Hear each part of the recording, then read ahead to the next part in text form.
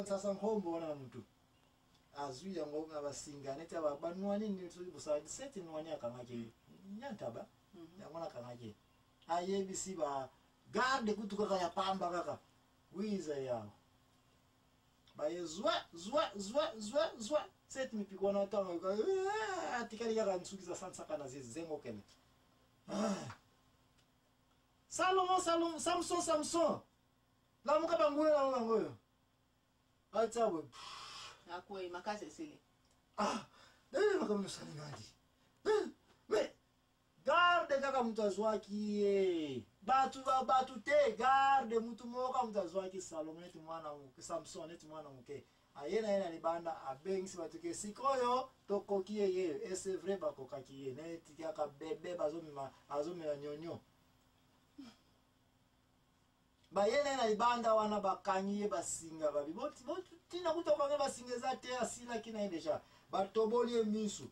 babani ko sale baje bakumbie na temple oyo ya Baal place basala ka mpungutuleno na ba filise ki ennemi ya banani ya Nzambe ya Israel bakoti na ndako wana pour des années dalata sukine banai ko bota potokata na mukuse kene ko tanga na mukanda ya juge kuna okoya ko mona na juge 14 wana bakamonga ezali des places wana Samson bakanyie batie na temple jour a fait na ko sacrifier ba décider ke ba ko sacrifier nani Samson na banzambe na bango ya Baal na bango ba dago na bango wana de Samson abeli nzambe na mita suka tali go suki nezonga memisu batobola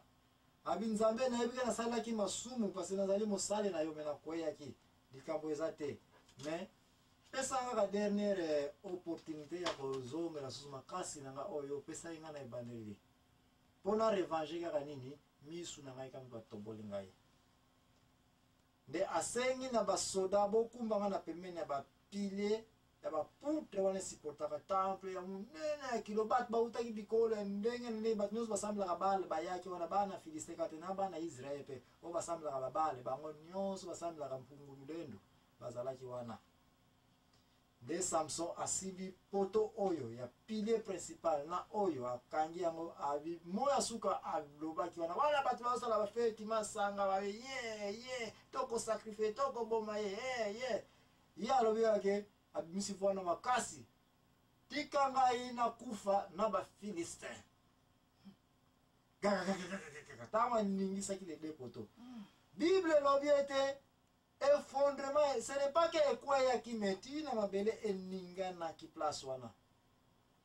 Nombre ya batu bakufa ki na jour yango ngaite. Kene kotanga na mukanda juge 14. Bible lobete nombre ya batu Samson abomata ngazalaki vivant.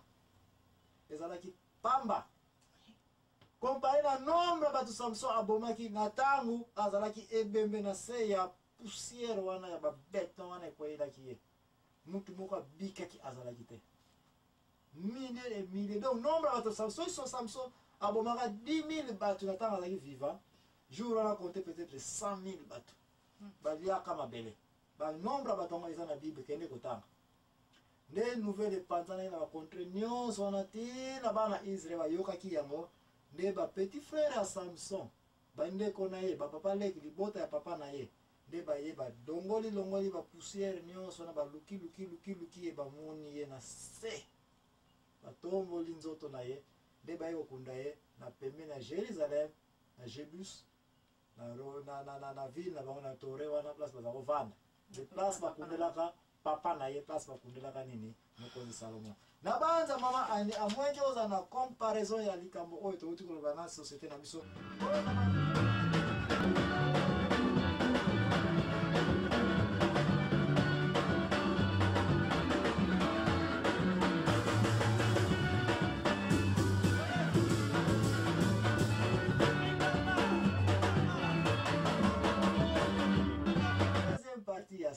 saga et puis semaine prochaine taotokozonga neto kosisa troisième partie ya saga na Israël qui est tokoya komona susu sarte makila na makila meto bali na ba prophète minene ba sala Nzambe minene Israël bani kofiwa tina ba Samson ba bengi bango basali ya Nzambe metala kila molimo ya Samson est-ce que koka vraiment poto benga Israël bana ya Nzambe libota ya Nzambe exactement wapi ba levitiko basali ya Nzambe kabeta monika balele coin wapi ba Benjamin te libota ya nkolo Yesu déplace on a tenter ko ya ko benda tanto ko na komso ko yebisa wete nkolo Yesu tama yake abi nani ngo mwana Israel si Israel mwana no karate nani ngo frère mwana Israel de koko so to ko tenter ko démontrer na émission oya la vérité concernant saga na Israel déplace to komi mama ani ozana likambo suka pona ko Samson.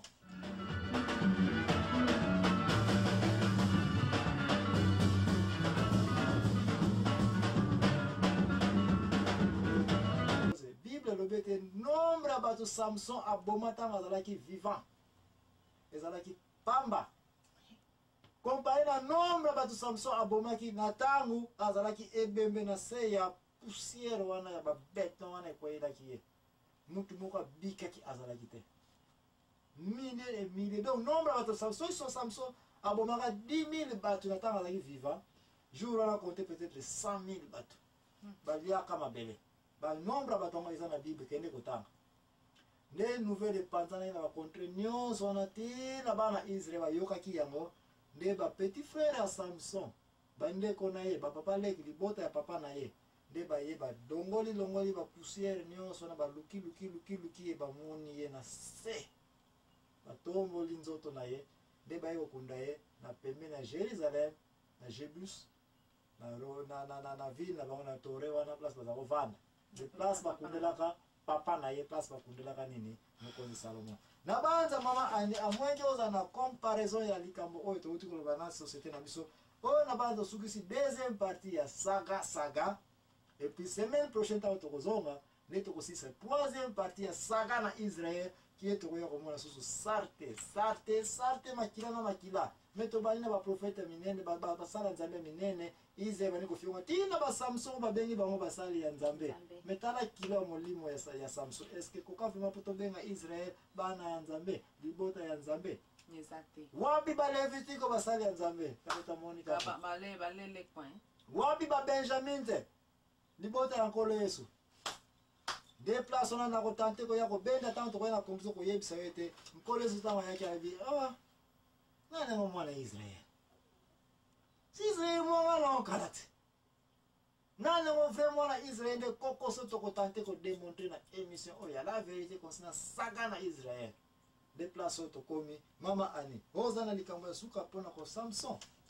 bon likambo suka eza pena te bon ndengo promettre que tanto soso ngande tozo continuer bon anyway vale kuzala page ya suka tokobimisa concernant saga sur Israël de kuna ndeko na ngai place nyonso zale oza obligé obenga biso na 081 089 1274 de place ona okoya koyeba ete saga na Israël zaika na Israël te me eza pe na église no okendaka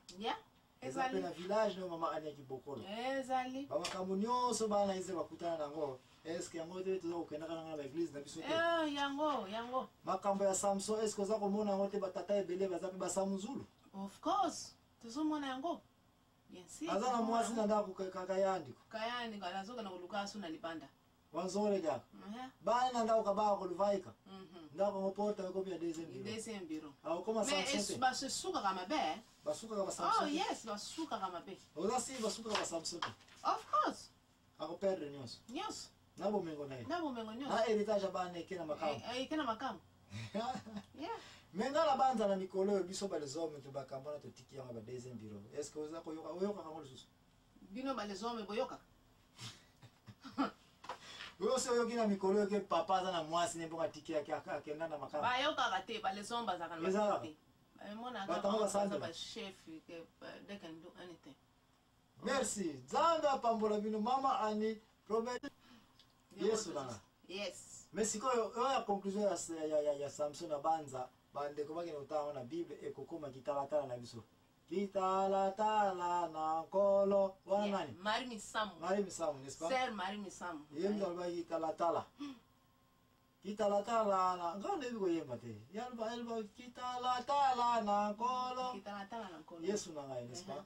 tala kaka na kitalatala makambo tozali kolobela awa saga kati na Israel kende kotala na kitalatala ya mokanda ya juge merci nzambe apambola bino ya Samson pambola bino Haleluya. Boke na kitalatala na Yesu. Ok, mama sœur Marie Misama zo ningisa biso zo ningisa kopina. Merci. Yeah. Zaba pampola bino. Etalinga ye.